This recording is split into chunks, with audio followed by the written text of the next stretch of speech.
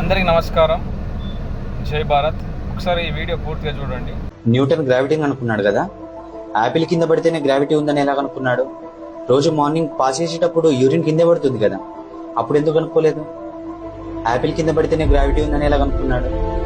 ఆలోచించాల్సిన విషయమే కదా. చూసారు కదా వీడియో. గ్రావిటీ న్యూటన్ అంట యాపిల్ కింద పడితేనే కనిపెట్టాడు, లేకపోతే కనిపెట్టరాదా? పొద్దున పాస్ పోసుకున్నప్పుడు దాని ద్వారా కనిపెట్టచ్చు కదా అని అంటాడు.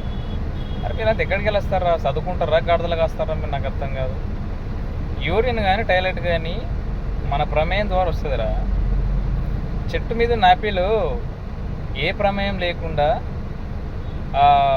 దాని బరువుకు ఆ కాండం నుంచి కింద పడే సమయం వచ్చింది కాబట్టి కింద పడ్డది.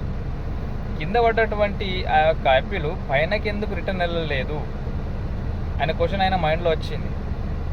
పైన ఉన్నది కిందికి ఎలా వచ్చింది, కిందికి వచ్చింది పైనకి ఎందుకు వెళ్ళలేదు అనే థాట్ ఆయనకు వచ్చింది. దానికి మూత్రానికి ఏం సంబంధంరా? ఏం ఇదేనారా మీ సనాతన ధర్మం? గ్రావిటీ అనేది ఆకర్షిస్తుందిరా. పైన ఉన్న దాన్ని కిందికి ఆకర్షించింది.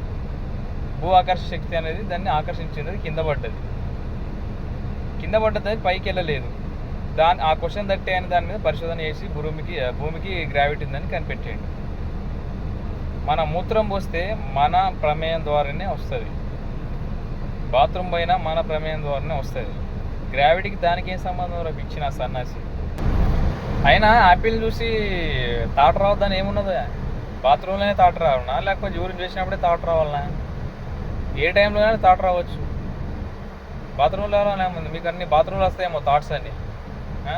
అందుకే పిచ్చి పిచ్చి ఉంటాయి మీ అని మీ అనద్దు. కానీ నేను తెలివికి పరాకాష్ట మంచి వీడియో చేసినావు, ఆలోచించాల్సిందే కదా అని అంటున్నాను. నేర్చుకోండి. మీరు అజ్ఞానం అయింది కాక జనాలను కూడా అజ్ఞానం చేస్తారు.